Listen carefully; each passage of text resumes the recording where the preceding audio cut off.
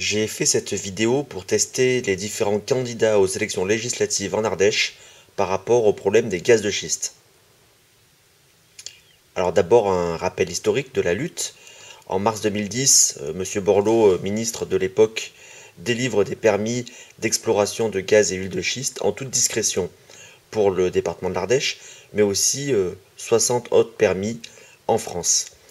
À l'automne et pendant l'hiver 2010, les écologistes José Bové, Rivasi et Vermorel lancent les alertes dans leurs départements respectifs. Attention, des foreuses vont bientôt venir. En janvier 2011, il y a la création du collectif 07 Stop au gaz de schiste. Il rassemble de nombreuses associations, des syndicats, des partis politiques et beaucoup de citoyens. En janvier 2011, le ministère et le gouvernement Sarkozy essaient de calmer le soulèvement en disant que les industriels vont travailler proprement à la française. En parallèle, le député Pascal Terrasse, président du Conseil général de l'Ardèche, explique sur son blog que pour Villeneuve-de-Berre, GDF Suez et Choubard n'en sont aujourd'hui qu'à la phase d'exploration, c'est-à-dire des forages classiques, sans risque particulier. En réalité, il se trompe. Sur le dossier donné par GDF Suez quelques mois avant, en octobre 2010, il est bien marqué « forage avec fracturation hydraulique ». En février 2011, il y a de nombreuses manifestations, notamment celle de Villeneuve-de-Berre, le 26 février, qui rassemble 16 000 personnes, ce qui est exceptionnel. En avril 2011, devant l'ampleur de la mobilisation, les députés UMP et le gouvernement sont obligés de faire marche arrière. C'est la pression des citoyens qui oblige les députés UMP à changer leur plan. En mai 2011, l'UMP fait une proposition de loi dite anti-fracturation, en urgence, pour qu'elle passe avant celle proposée par le Parti socialiste et Europe Écologie Les Verts. Les socialistes et les écologistes ne votent pas cette loi car elle est insuffisante. Une fois que la loi est votée, M. de Margerie, le PDG de Total, se félicite lui de cette loi car elle est facilement contournable.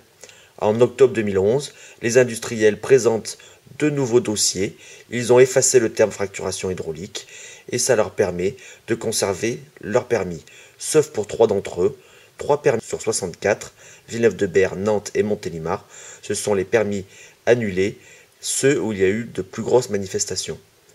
En décembre 2011, les industriels préparent des recours juridiques pour récupérer leurs 3 permis annulés après les élections présidentielles et législatives. On voit sur la carte du sud-est de la France qu'il y a beaucoup de permis encore attribués et encore plus de permis en cours d'étude dont les résultats devraient bientôt arriver. Au printemps 2012, le collectif 07, comme tous les collectifs de France, envoie un questionnaire aux 10 candidats à l'élection présidentielle. On voit sur ce tableau, qui est aussi téléchargeable sur le site des collectifs de France, un tableau de synthèse de l'analyse des réponses des candidats. On voit qu'Eva Joly pour les écologistes et Mélenchon pour le Front de gauche sont les mieux placés.